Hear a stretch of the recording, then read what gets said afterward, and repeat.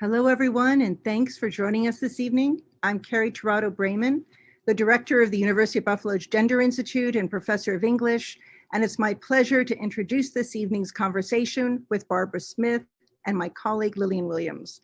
Before we turn to the introductions, I would like to begin by acknowledging the land upon which the University of Buffalo operates, which is the territory of the Seneca Nation, a member of the Haudenosaunee Six Nations Confederacy. Today, this region is still the home to the Haudenosaunee people, and we are grateful for the opportunity to live, work, and share ideas in this territory. This evening's event will be recorded and will be made available on the UB Gender Institute's website, as well as on our YouTube channel. The structure of tonight's event will be 30 minutes of conversation between Barbara Smith and Lillian Williams, followed by 30 minutes of Q&A. So please submit your question in the Q&A box at the bottom of the screen at any point during the conversation, and we will do our best to cover as many of the questions as we can during the latter half of the event. First, let me begin by introducing my colleague and collaborator, Lillian S. Williams, who is the organizing force behind tonight's event. She is Associate Professor and Director of Community Engagement in the Department of Africana and American Studies and former Chair of the Department of African American Studies. A specialist in United States social and urban history, Professor Williams' research is in the areas of institutions, ethnicity, biography, and women's history. She is the founder of the Association of Black Women Historians and the Afro-American Historical Association of the Niagara Frontier. She has edited multiple projects, including the records of the NACW 1895 to 1992, and is associate editor of the 18-volume series Black Women in U.S. History, which laid the foundation for the study of African American women in the academy. She is the author of Strangers in the Land of Paradise, The Creation of an African American Community, Buffalo, New York, 1900 to 1940. And currently she is working on a biography of turn of the 20th century reformer, Mary Burnett Talbert. Professor Williams served as historical consultant on the New York State Museum's permanent exhibition, Black Capital, Harlem in the 1920s, and a NAACP expert witness in a federal lawsuit. Her consultancy on a project for Girl Scouts of the USA resulted in the publication of a monograph, A Bridge to the Future, The History of Diversity in Girl Scouting. Professor Williams will be in conversation with our guest tonight, the writer, the scholar, the activist, and the visionary, Barbara Smith. The historian Robin Kelley said it best when he described Smith as one of the most important Black feminists on the planet. And I still think that is an understatement. She has been at the forefront of instituting Black women's studies in the university, reminding us that the class syllabus is itself a revolutionary act. She has been a longtime lesbian activist whose work reminds us that scholarship is tied to social movements and to coalition building. At the suggestion of Audre Lorde, who said to her one evening on the phone that we really need to do something about publishing, Smith founded Kitchen Table, Women of Color Press. Based in Boston, Kitchen Table was committed to publishing books that promoted the writing of women of color of all classes, ages, and sexual orientations. It included such classics as Barbara Smith's own collection, Homegirls, a Black Feminist Anthology, as well as Sherry Moraga and Gloria Anzaldua's This Bridge Called My Back. But what Barbara Smith is most remembered for, especially at this political moment, is the Combahee River Collective Statement, which she co-wrote with her sister Beverly Smith and Demita Frazier in 1977, and is one of the most powerful manifestos ever written. It coined the phrase identity politics, and it talked about interlocking oppressions long before the term intersectionality appeared. At the root of the statement is its understanding of freedom. If Black women were free, it would mean that everyone else would have to be free, since our freedom would necessitate the destruction of all systems of oppression. To read this manifesto and several other classic pieces by Barbara Smith, I highly recommend her most recent book, Ain't Gonna Let Nobody Turn Me Around, 40 Years of Movement Building with Barbara Smith, edited by Alethia Jones and Virginia Eubanks with Barbara Smith, and published by SUNY Press. And finally, I want to say that Barbara Smith continues to be a visionary for our times with her most recent paradigm-shifting statement, the Hamer-Baker Plan, that she has recently published in the Boston Globe and The Nation. Links to those editorials and articles have been posted on the chat box.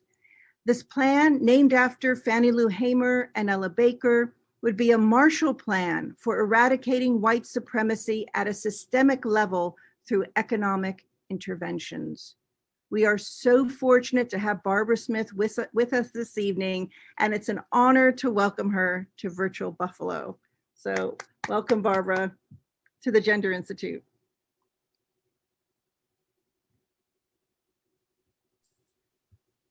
Good evening. I also would like to welcome you to this evening's event. It's especially meaningful to have my friend Barbara Smith visiting us at this stage, but it's also important because on this day, 108 years ago, Harriet Tubman died, and George W.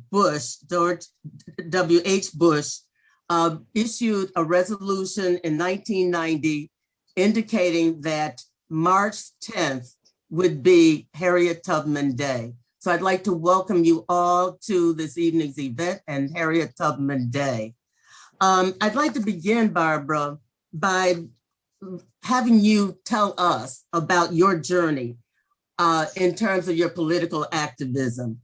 I'll give specific questions if that's needed, but tell us about this journey. How did you get to where we are today? Well, first, thank you so much, Lily, and thank you so much, Carrie, if I may. I really appreciate this invitation and this opportunity made possible by the University at Buffalo. And I'm just very excited about the conversation that we may very well have. At least we'll have it from you, Lillian. I'll do my best. So I was born in Cleveland, Ohio in the mid 20th century, 1946. And whenever I talk about my political path, my political journey, I always make sure that people understand that when I was born, Jim Crow was very much the law and practice of the land. So I actually spent my childhood years, my growing up years, during the last decades of Jim Crow. And what that meant is that I also spent those growing up years during the blossoming and the fervor of the Black freedom struggle, the civil rights movement. So that's really where I think my politics sprang from, because at a fairly early age, I began to see that life was not fair. And it was particularly and specifically not fair for Black people and people in my family.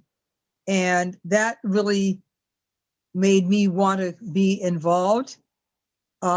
It's hard, like when I say that I grew up as a second-class citizen, people don't necessarily even understand what I mean by that.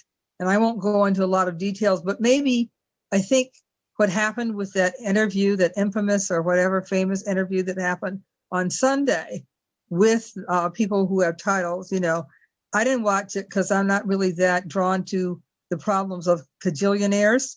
I figured they're not my problems, but I know that it got a lot of attention. And when the bombshell of the interview, as I understand it, was when Meghan Markle talked about how there was concern about the skin color of her yet to be born first baby. And people have been up in arms about that ever since, and have different, some people think it's important, some people think it's not. Some people actually think that that's a good and fair question to ask, because they themselves are white racists and white supremacists. But that's a perfect example of what it means to be a second-class citizen. they were treating that unborn baby in many ways by speculating about its skin color, its complexion. They were treating that baby, not yet even born, as a second-class citizen based upon race. So as I said, all of that really made me passionate about freedom and about justice. I got involved in the civil rights struggle in Cleveland as a teenager. And then when I went to college, I was politically active. There was no visible women's movement at that time, but I did go to a women's college. I went to Mount Holyoke. So all the organizing that I was involved in as a student was led by women, was organized by women and led by women. So it's kind of to me, it's a logical trajectory from those kinds of roots to what I eventually ended up putting my heart and soul into. So in terms of organizing, talk a little bit about the Combahee River Collective and the genesis for that. Well, I'm so happy to do that. And it's so wonderful that you let people know, including myself, that you let people know that this is the death date of one of the creators, of our community, one of the people who made all of our lives possible. And that's Harriet Tubman. The Combahee River Collective is named after a river in South Carolina, which I have in recent years come to know is pronounced correctly as Combahee, as if it has two syllables and no O. See, it's pronounced as if it spells C-U-M or K-U-M-B-E-E, Combahee. And we have been pronouncing it incorrectly all these years. But however it's pronounced, the collective that we started in Boston in the mid-1970s, we had been a chapter of the National Black Feminist Organization, which was the first national organization that declared a commitment to feminism from a Black standpoint. And we decided at a certain point that we wanted to be an independent organization. We had been a part of the left. All of us, most of us who were in the group at that time, had been active in organizations like the Black Panthers in trying to end the war in Vietnam, the kinds of political struggles that were not merely liberal. So with those kinds of politics, and also with an anti-capitalist and a socialist perspective, we decided that we would become independent, and we named ourselves after a raid on the Combahee River in South Carolina that was planned and organized and implemented by Harriet Tubman when she was a scout for the Union Army. That raid on the Combahee River freed over 750 enslaved Africans. And that's what the collective is named after.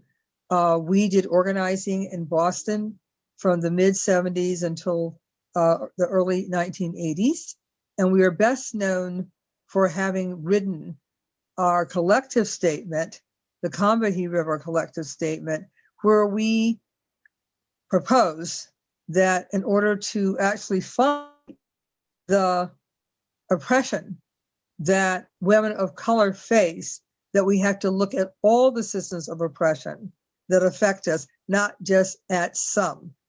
So unlike the Black liberation movement that was looking at race without taking into account gender or sexuality, I think it did take into account class.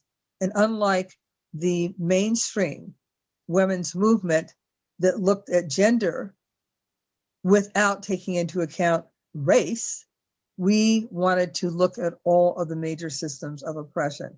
And we asserted that in our statement that was written in 1977, and the rest, I guess, is history. In terms of identity politics, how did you find your voice in the academy? I'm not sure that I did. I have not pursued a traditional academic career, although I am indeed trained as an academic. That's my profession. And I have taught at many institutions, mostly in the Northeast, where I've lived for many decades. But I've taught at many institutions and also have done some interventions that seem to have had quite a bit of impact upon the curriculum of colleges and universities, particularly in the field of English, which is my field, but also to establish the field of Black women's studies. Akasha, Gloria Hull, and Patricia Bell Scott and I co-edited the first collection ever published in the United States that asserted that Black women's studies was actually real, that there was such a thing, and that it was a legitimate thing for us to be involved in, to be pursuing. We built it. We built Black women's studies in the United States. And when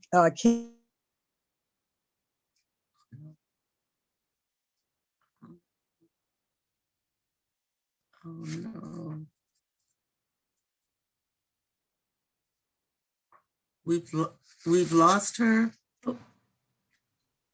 Barbara, you're muted. I'm here. I'm here. Okay.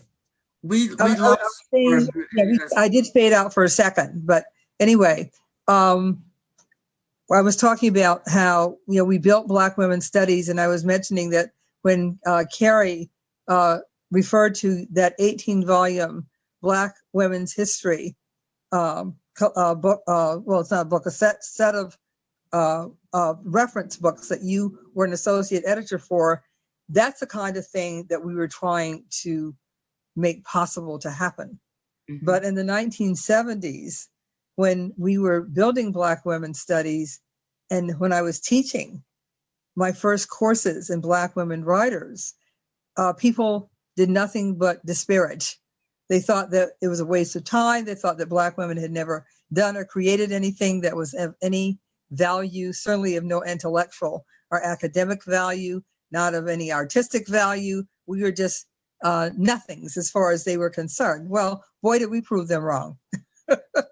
We proved them wrong. But as I said, I haven't pursued a traditional academic career, but I'm very, very, very pleased and honored that the work that I've done is taught in classrooms has been taught in classrooms on a consistent basis from the time of that work being created until the present day. People are always letting me know that there's certain things that I've written and done that are on their syllabuses. So even if I'm not, ensconced anywhere in an institution and haven't been for most of my life, I absolutely care about the content of what students and others get to have access to. And I've done as much as I possibly could to make that a reality, including being a publisher. When you look at the field of Black women's studies and Black feminism, how do you think that it's possible to use that knowledge to address intransigence from bureaucracies or government agencies or academic institutions? Black feminism, at least the kind of Black feminism that I've been involved in, is a freedom agenda. It's a liberation agenda. Mm-hmm. It is an agenda, it's a movement that is about more justice and about eradicating oppression. So if Black feminism has impact upon institutions like academic institutions, if Black feminism actually has impact and influences and drives the agendas of those institutions, then we are going to get to a better place, because we are not going along to get along. We are working for liberation. We are working for justice. We are working to have every kind of person who may darken the doors of these institutions, may cross the thresholds of these institutions. We are looking to have everyone who is a part of the project be respected and to be valued. There's new knowledge, Black women's studies, queer studies, ethnic studies, Black, Black futurism. I think I'm saying it incorrectly, but like looking at all of these things and all these ways of looking at our world. This is new knowledge. We didn't see that like 50 or 100 years ago, although we do know that we have a tradition of Black women who were indeed looking at the intersections of race and gender and class. I'm thinking about Claudia Jones in particular, but we can go back to the 19th century. We see people who were doing, and thinking in that way. They didn't necessarily have an infrastructure or a movement to uplift those perspectives. But generally, institutions are conservative. That's why they're called institutions. Generally, institutions like to keep things pretty much as they are. And that's why they bring out terms like diversity, multiculturalism, anything except what I consider to be the real problem, which, if you're talking about racial oppression, is white supremacy. It's a rare academic institution that says that what they are about is dismantling white supremacy. They're not going to say that because white supremacy is first of all, it's accurate. That's what the system that we have here. There's the fights that were happening during the previous administration about attacking the 1619 Project, about not allowing critical race studies and critical race theory. That just shows you like how far away we are from being able to deal in a realistic way with the situations that actually affect so many of our lives. The murder of George Floyd, Breonna Taylor, and so many others provided a woke moment. How can movements like Black Lives Matter, organizers, and other progressives sustain their movements over time? It seems that each generation we begin anew. I don't think that it's it's not necessarily a negative that the same organizations, for example, that existed when I was young and getting involved in movement struggle, it's not necessarily negative that those organizations are not still active, because our situation, our material conditions, the way that oppression and injustice manifest themselves changes over time. So what was relevant around Ida B. Wells and others being the anchors for anti-lynching campaigns, lynching is now in the hands of the police. So to say, if you said like, well, this is an anti-lynching organization and it's 2021 and we're working on lynching, that doesn't really make sense. But there's a through line from the massive brutality of American domestic terrorism of the from 1619 on, but like after slavery ended, after the Civil War, that's when domestic terrorism and domestic terrorist organizations really did emerge, because they were so upset and so just furious at the idea that the animals that they had enslaved and used and abused, they were furious at the idea that these individuals, people like you and me, Lillian, they were furious that we would have the same kinds of rights that deserving white men would have. So that's when the period of white domestic terrorism emerged. And of course, alive and well today, just go back to January 6th, less than about 2 months ago now.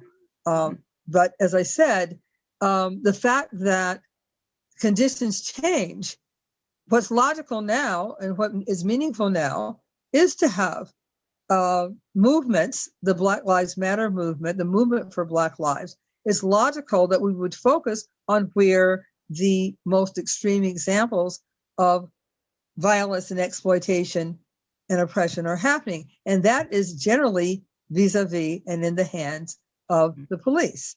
So it's not in any way strange or sad. We don't need to be melancholy about the fact that we don't have the same organizations now that we had 100 years ago or 50 years ago. Our work evolves, the struggle continues, and the struggle evolves. Now, as far as being able to maintain that, I think that people have to have a global perspective about the work that they're involved in. Narrow politics don't really get you anywhere. If indeed, of course, you choose to work on certain issues, you can't possibly work on every issue, even those that concern you. But if you choose to work on a certain realm of issues, you really do need to know what's going on in the rest of the country and the rest of the world that actually is connected to the work that you're doing. So you can be involved in trying to get the police to function. Some people want to get the police to function. Some people would like to see policing abolished as we know it. I'm in the latter category. I think abolition is something we should really be taking quite seriously and working hard on, because there are ways of dealing with the dysfunctions of human relationships, which is basically what the police are dealing with. They're dealing with poverty, they're dealing with anger, they're dealing with violence, they're dealing with a lot of things that are about people not being able to function well with each other. There are other approaches to that. Restorative justice would be one of those approaches. But whatever it is that you're doing, if you're focusing on policing and on the criminal justice system and on mass incarceration, you also do need to have some thought processes and some concerns about the environment. You need to have some concerns about violence against women. You need to be concerned about poverty. And what I see with the movement for Black lives and the current incredibly robust wave of organizing that is being held down by people much younger, is that they do often have that kind of intersectional perspective. And in fact, leaders like Charlene Carruthers, they say very clearly that they are doing the organizing around the issues of the criminal and justice system, that they are doing it from a Black, queer, feminist lens. And that being the case, that means that there's more possibility of staying power for those movements to continue. One last thing I would like to say, though, is that some younger activists, and I am involved with people who are doing organizing around these issues in Albany, where I reside, in the city of Albany and in the capital region, where there are several cities, Schenectady, Troy, Saratoga, etc. I'm involved with some of the people who are doing that organizing. Sometimes the question is raised of like, well, weren't you working on the same issues back in, back in your day or whatever? And they seem to think that means that we failed. It doesn't mean we failed. It means that racial capitalism, white supremacy, and patriarchy are systems of oppression, and they're not going to be eradicated and demolished just like that. With every wave of organizing, we take it to another level. It's a process, and we just have to continue to work with each other, love each other, and be committed to the struggle in the most serious of ways. Sorry. Thank you so much, Barbara. I have one final question, and I think the audience has questions too, so we can get back to some of the things that you've mentioned. But I just want to know, the work that you've been doing for 50 plus years and having a commitment to it is exhausting. It's rewarding. Sometimes it's disappointing. But how do you sustain yourself while engaging in this kind of work? How can we encourage our students and others to continue the struggle despite the picture that you just painted? I've never done any of it alone. So that's the major, that's a major pro tip, I think, that we do this work collectively. We do it as a community. We find the people who we actually enjoy being around and feel like we can make a commitment for the long haul. And we utilize something that I refer to as our collective intelligence. No one has all of the answers to anything except for the simple stuff, you know, like you can figure out how to order groceries probably by yourself, you know, or order a book or whatever. I mean, I'm not saying that we're incapable of nothing, but what I'm saying is that around these big social, political, economic issues and problems, that those are solved collectively. One of my favorite articles that I recommend to people on a regular basis is in my book, Homegirls, a Black Feminist Anthology. And it's the last article in the book. And it is titled Coalition Politics, Turning the Century. It's by, oh yeah, there it is. That's the first edition, not the second.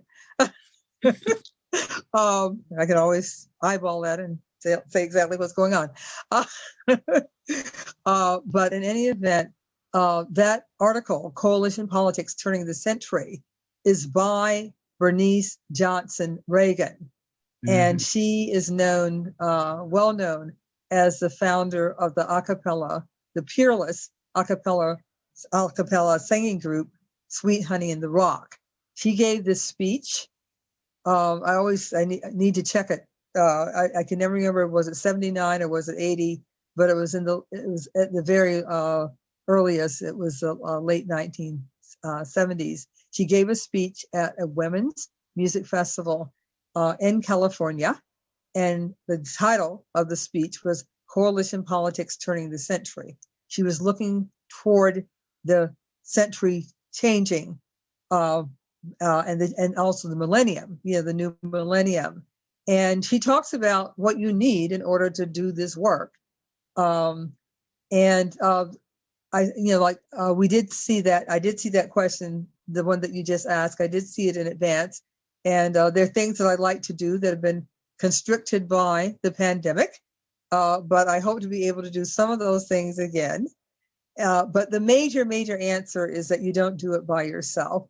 And then also, I'm very clear that I'm a part of a historical project. And that's a project we could call the Project of People's Liberation. And since I know that, I don't have to get discouraged about what didn't happen today or what might not happen tomorrow. I don't have to get discouraged because it's the long haul. It's people's liberation. And long after I have departed, that work will go on. The struggle will continue. And I've done everything I possibly could to leave as many breadcrumbs as I possibly could to help people in that continued struggle. So that's what gives me hope.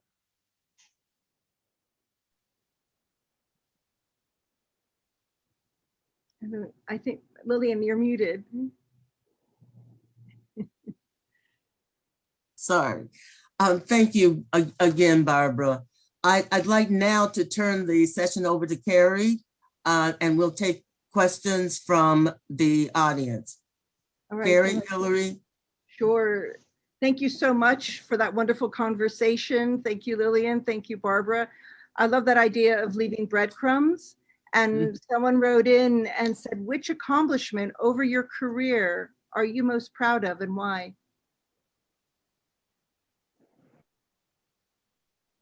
Oh, that's a hard question because I don't usually try to think about things that way. I would say that what I'm most proud of is that I've done everything I possibly could to maintain my integrity over a lifetime. Yes. So that's not like one thing. That's not like one project. It's like the value system, the value system with which I was raised, and also the value system that deepened as I got exposed to other cultures and other ways of thinking. I took a course in college that there are two courses that I consider to be the most significant courses that I took as far as like how I function today. And one of them was a course in the religion department. Now, keep in mind, for those of you who are participating, we're talking about the late 1960s. I was in college from 1965 until 1969. So it was like a different world. Yeah, we did have, fire had been invented and there were also wheels. But other than that, it's a totally different world. No computers, no nothing. But as I said, the course was titled, maybe I didn't say it quite yet, the course was titled Religion, Ethics, and Society. And I was drawn to that course. It was an elective. And what I found out about the difference between ethics and morality. And I chose ethics because ethics are what you have to figure out on a daily basis. You're constantly examining what's the right way, what's the right thing to do. Morality is what somebody tells you to do. So morals are imposed, ethics are from within. And then the other course I took that was very important to me, just so you know, this doesn't have to do with my accomplishments, was a course called Expository Writing. And that was really a good course for me because that's what I ended up doing. That's wonderful. I mean, when you're navigating that path of integrity and following your ethical practice, what questions do you ask yourself if you're at a crossroad? One question would be like, does this help anybody? And also like, if it's a one-on-one situation, does this person need to hear this or know this? Often the things that you know or would like to ask, you don't have to. We have a really strict culture nowadays because of social media.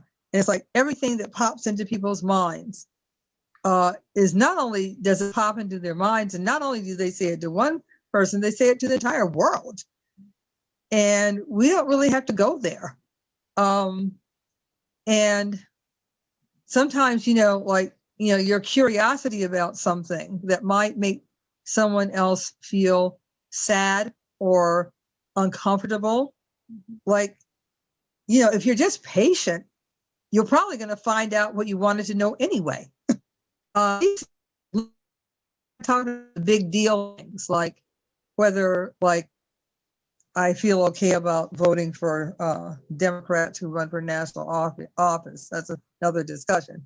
I guess that's an ethical as well as a political concern. Well, I think that question, will my actions help someone or will they hurt someone and make it less possible for them to fulfill their talent and their capacity? I want to relate to people in such a way that, if possible, I can help them to reach their most fervent dreams. That, in other words, like when I was teaching, for example, I say this about political work as well. People don't respond well to you making them feel awful. If you want to understand something, you have to communicate in such a way that they feel good about what they're learning and empowered by what they're learning.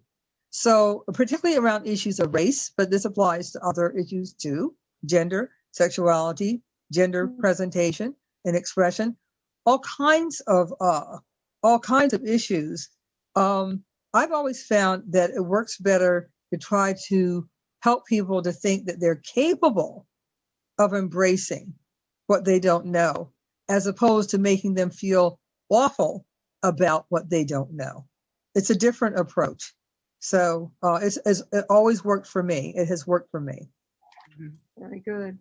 I like that. There's, on a related note, someone has asked, Anna Grushik, how do you explain that on the one hand, we have all sorts of progressive ideas and methods in the academic departments now.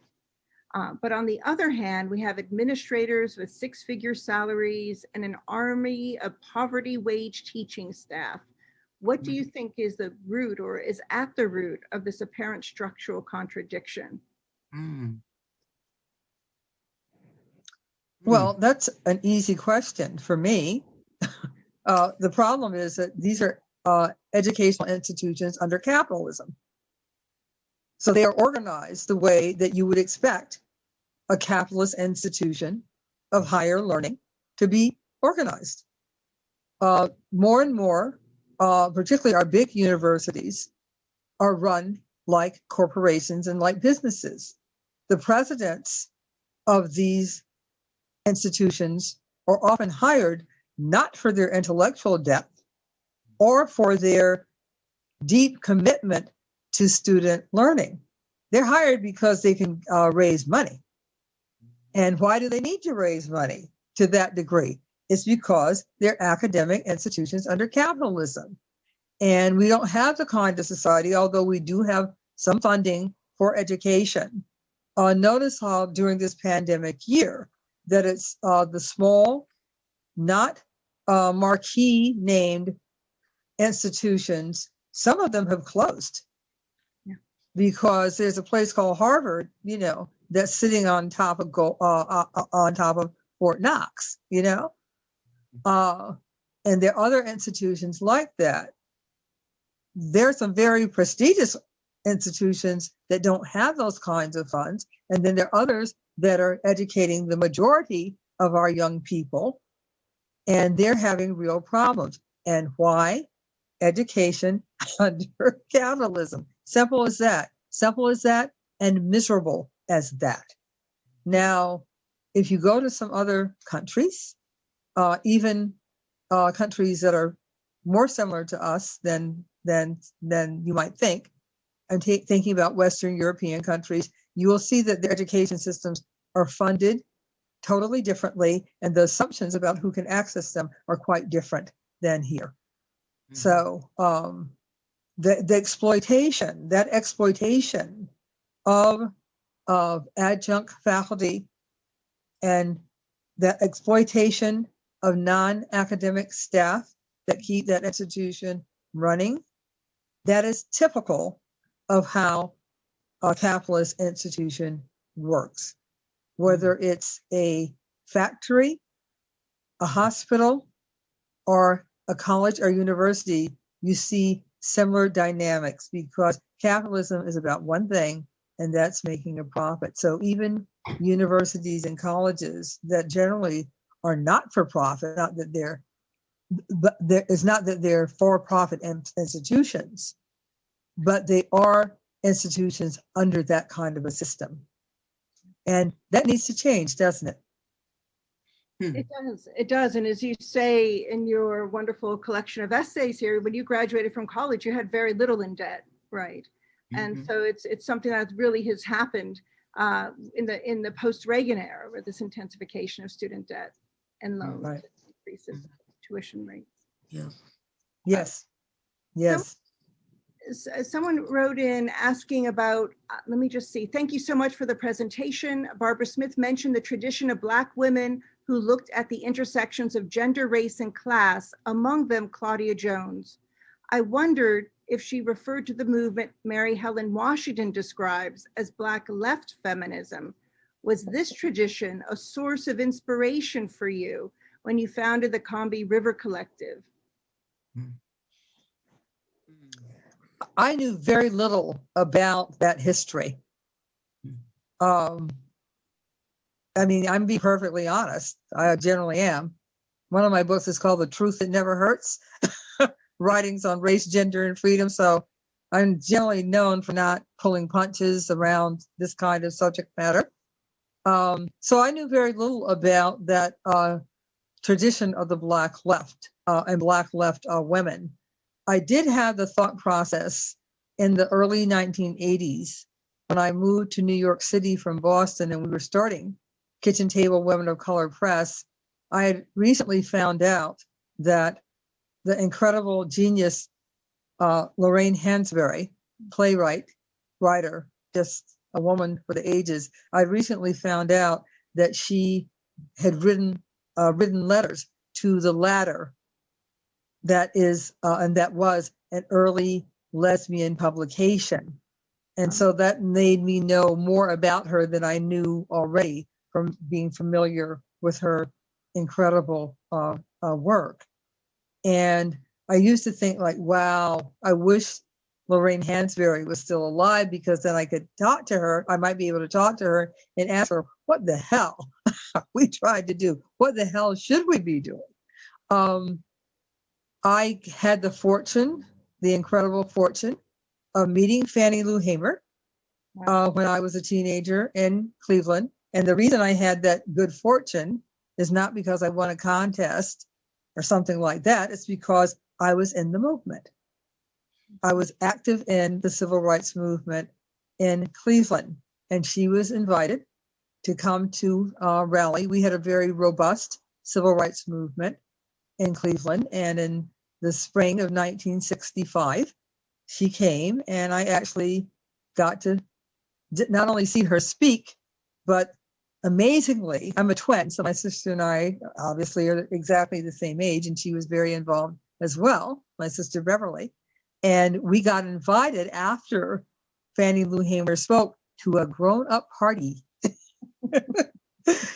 where the people who were involved,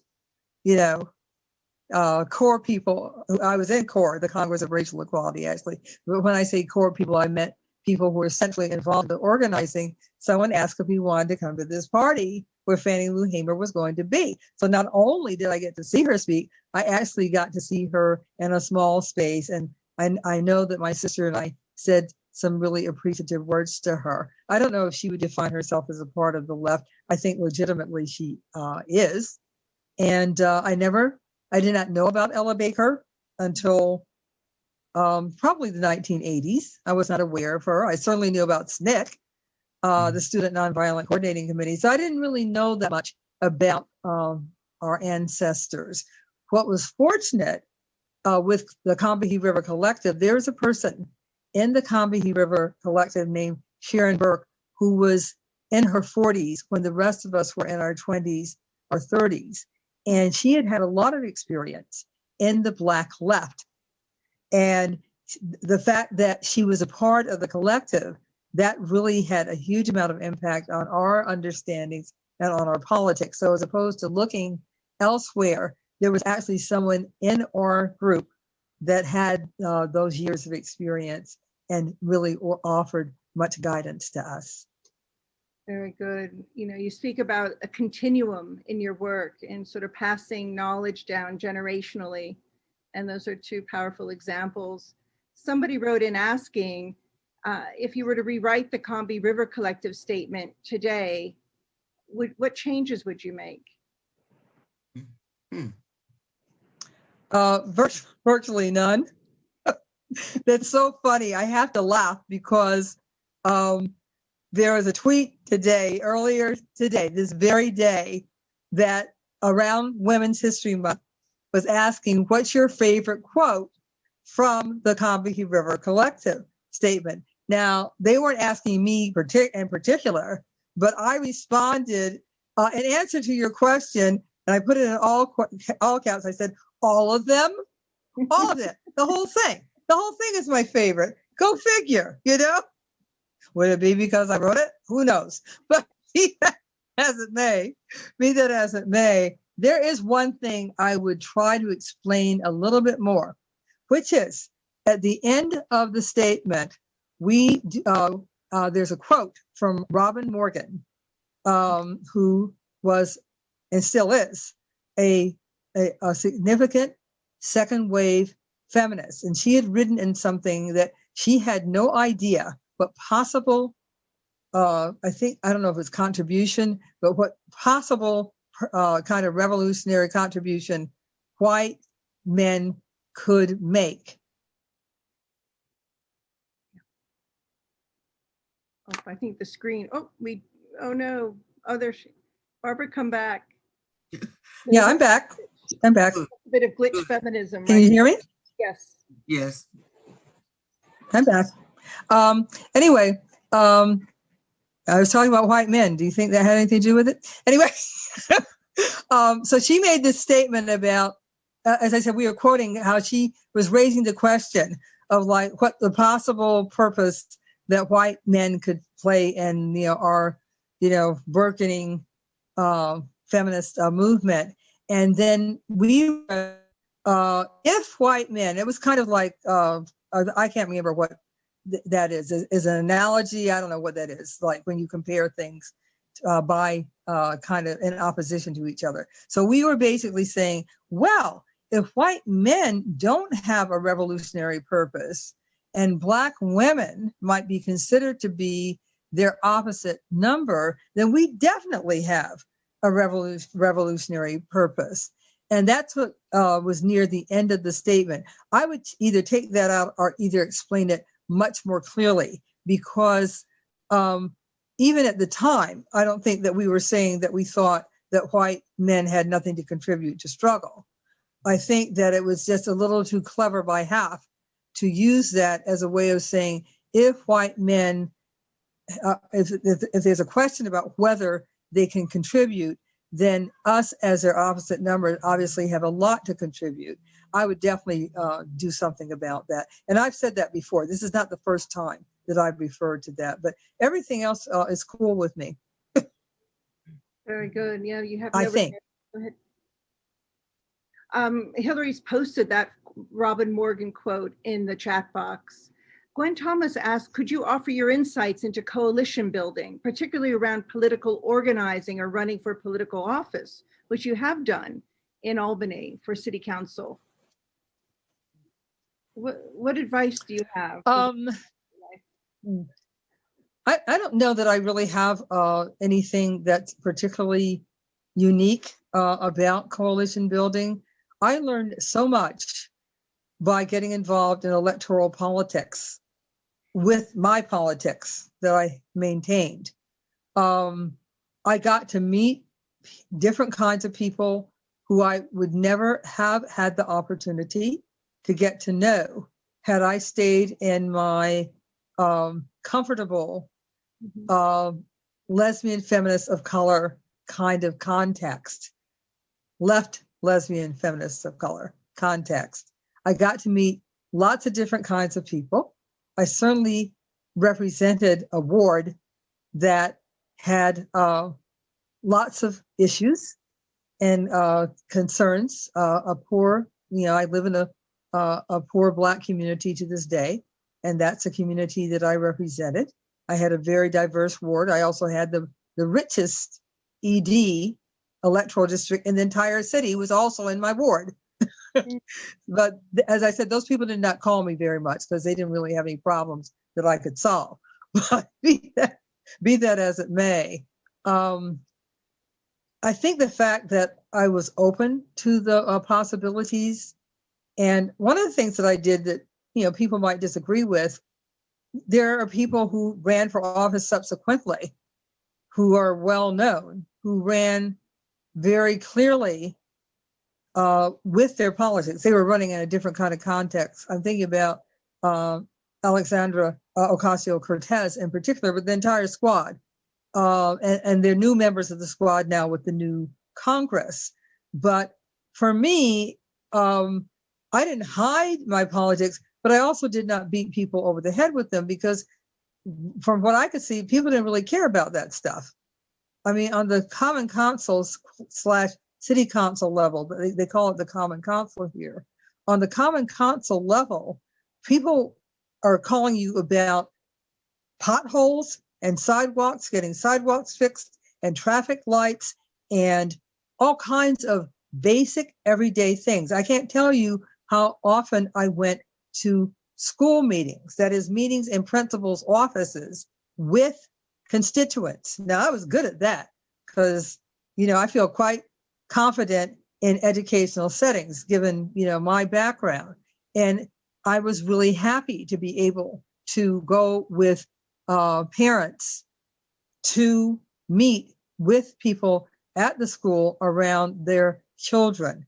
And as I said, I did that, that's not in the job description for being a council member, but I feel like as a Black woman, and a Black woman clearly who by the time I ran had some life experience because I ran when I was in my late 50s. I think that people recognize that, well, yeah, maybe I can call the councilwoman and maybe she'll go with me to deal with this situation at the school that I'm not really getting anywhere with.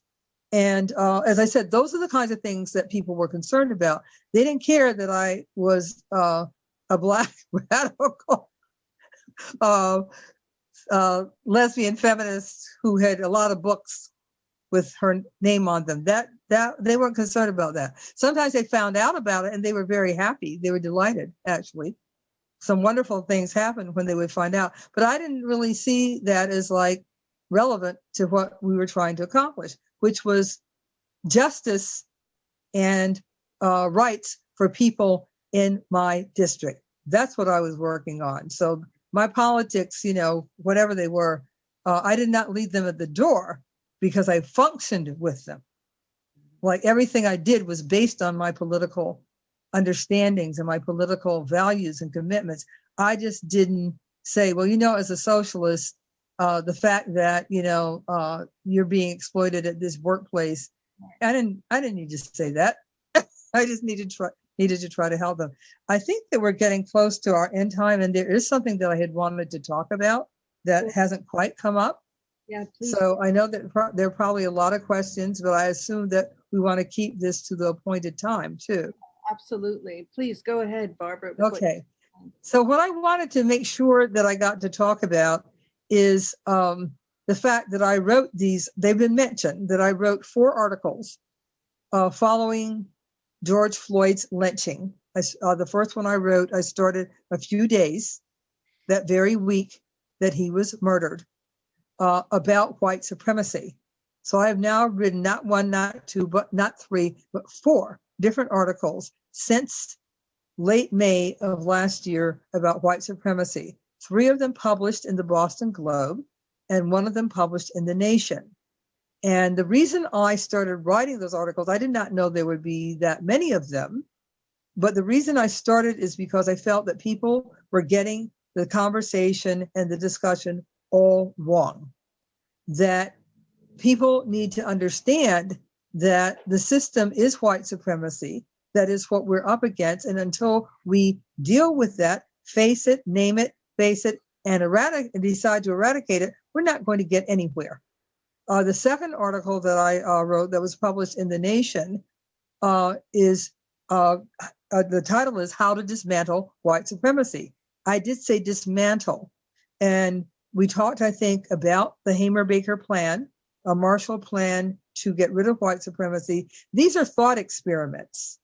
A lot of the things that I do, the third one that I wrote was a speech for Joe Biden that he could deliver about white supremacy. So that was, clearly these are thought experiments. But the thing is that these are thoughts I want people to be considering.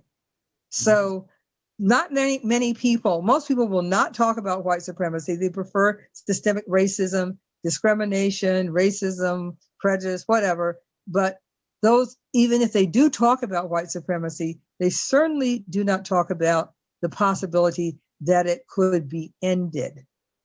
It could be ended if indeed the political will existed to do so. And until that day, we'll be grappling with a lot.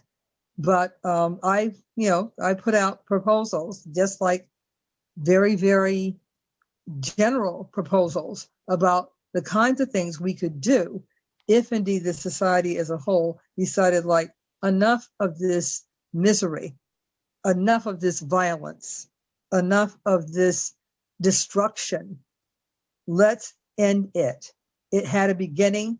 It could have an end. So that's what I've been doing. And then I wrote one, the most recent one was about the white supremacist lynch mob at the Capitol. That one was published in January. Where, in the Nation or the Boston Globe? All of them were in the Boston Globe except for the second. So 3 have been in the Boston Globe.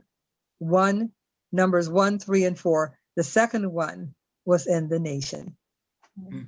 And they're powerful pieces. I have here the one from the Nation, in which you spell it out. You demystify the solution. You're saying we need to approach and dismantle racial capitalism. Could you define that concept for our viewers and just briefly before we sign off, that is really the core of this manifesto in large part? Well, racial capitalism, that's not an original idea with me. Right. And I think that it is attributed to at least to a group of thinkers, if not to one. I don't know who the first person is who used the term. But as I said, it's not an original concept with me. But what it reflects is that in the United States, the form of capitalism that we have is absolutely entwined with and informed by the fact that that this is a white supremacist country. Mm-hmm. That white supremacy built the form of capitalism that we have. It built the wealth of this country, and that you cannot really think about one without thinking about the other. That's what racial capitalism is. And there's some people, capitalism, let me just say this, capitalism is not liking nice things. Capitalism is not having a shoe closet, just for shoes, your 100 or 50 pairs of shoes or whatever. That's not capitalism. Capitalism is an economic system, a political economic system that organizes how the economy is run and how products and services are produced. That's what capitalism is. There are people who think that capitalism is being highly materialistic.